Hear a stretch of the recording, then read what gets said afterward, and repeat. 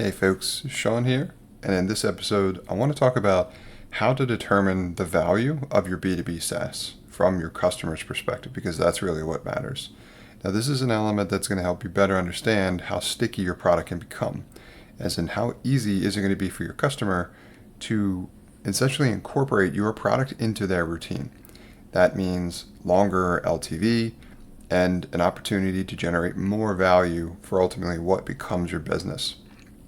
Now, I've talked a bit about how to start soliciting and gathering feedback from the usage of your product from your paying customers as they're using it more frequently and they've got requests for new features, kind of open up that communication channel, as well as potentially build a subset of what I might consider to be, quote, like beta testers.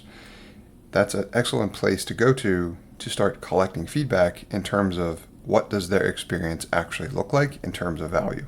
Now, and there's a couple different ways to potentially measure this, but from my perspective, my favorite and the one that's probably the most defensible is the ROI, or return on investment element, where I'm looking for the ability to be able to measure and quantify in terms of dollars and cents how much value they are getting out of the product experience.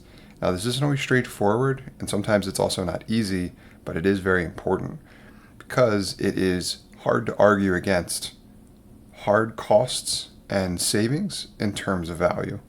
If your product is ultimately translating to them being able to save money, generate money, save time, all of those things are what I consider to be associated with hard costs that they had to spend before and they potentially don't need to do now, or new revenue they're able to generate now that they're crediting back to your product.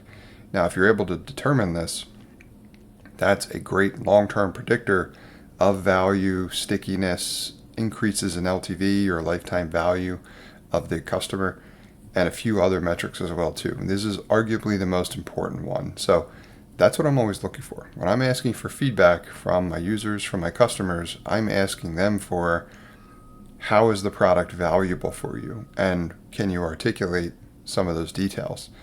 I'll continue with that conversation until I have what I feel is a full picture of the actual value my product is providing for them in terms of dollars and cents to them and their business.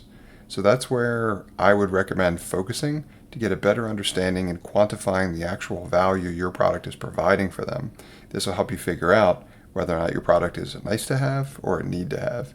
And also, based on the language that they use, you'll get a real understanding relatively quickly how valuable they feel your product is and how important or integral it now is to their entire process.